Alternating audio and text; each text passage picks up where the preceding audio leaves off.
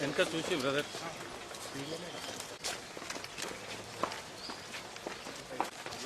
అన్న బ్యాగ్ జరిగే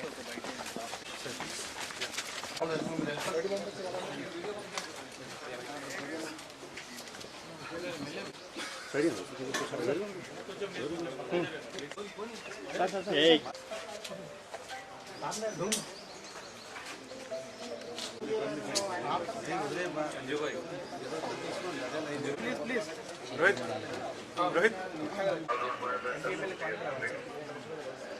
bro side గానే కొంచెం మీరు కొంచెం వెనకాల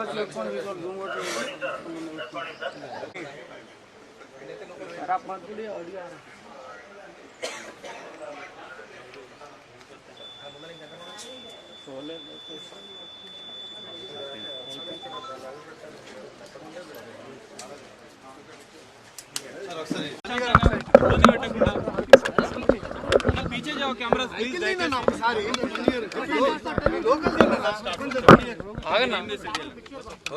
కొంచెం ప్లీజ్ సైలెన్స్ అని అందరూ మైక్ ఓకేనా రెడీనా please cost your vote responsibly.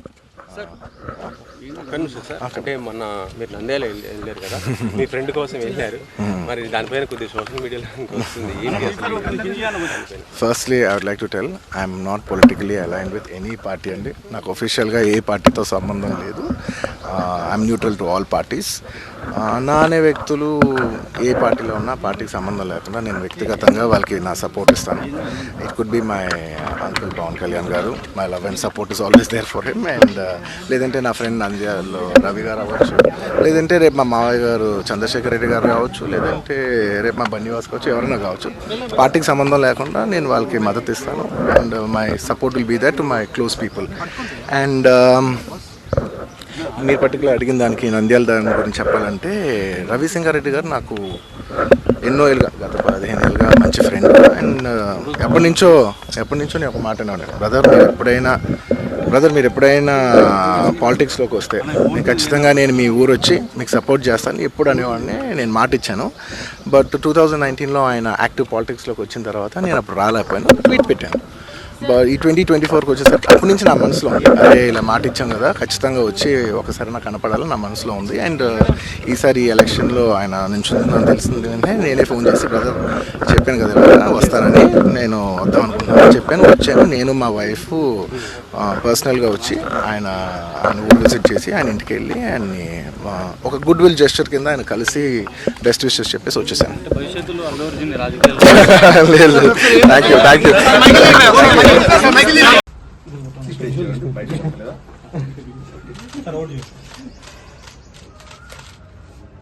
Sir ఇక్కడ సార్ ఒక్కసారి స్ట్రైట్ షాట్ రమణ నా ఫోటో కొద్ది సార్ తోటి సార్ నా ఫోటో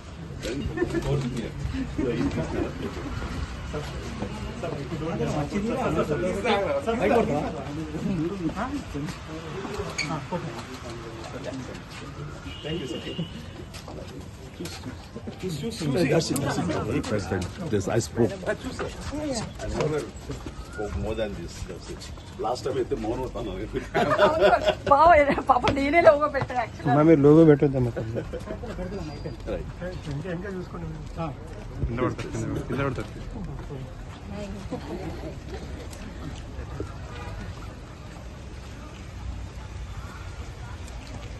జాగ్రత్త చూస్తాను.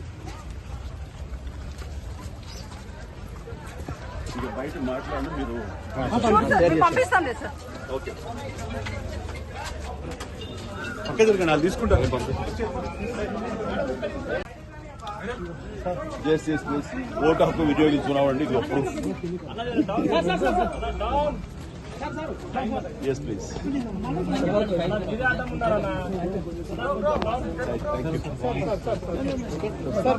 లోపల మాట్లాడే సార్ అది ఏ అని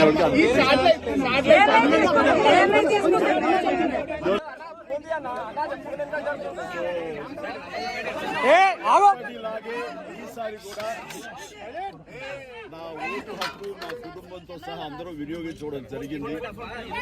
ఇదే విధంగా ఇదే సమయంలో నేను ప్రతి ఒక్కరికి ఎప్పటిలాగానే మళ్ళీ మళ్ళీ విన్నవించుకుంటున్నాను, మీ ఓటు హక్కు వినియోగించుకోండి. ఓటు అనేది కేవలం హక్కు మాత్రమే కాదు, అది మన బాధ్యత. సో ఆ బాధ్యత అనేది మన దేశ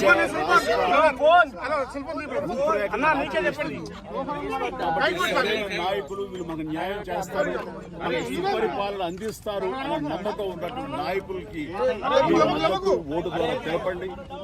ఆ తర్వాత మన అభివృద్ధిని రావడానికి, అభివృద్ధి పథంలోకి మన దేశం కానివ్వండి, రాష్ట్రం కానీ వెళ్ళటానికి so please make use of your vote power.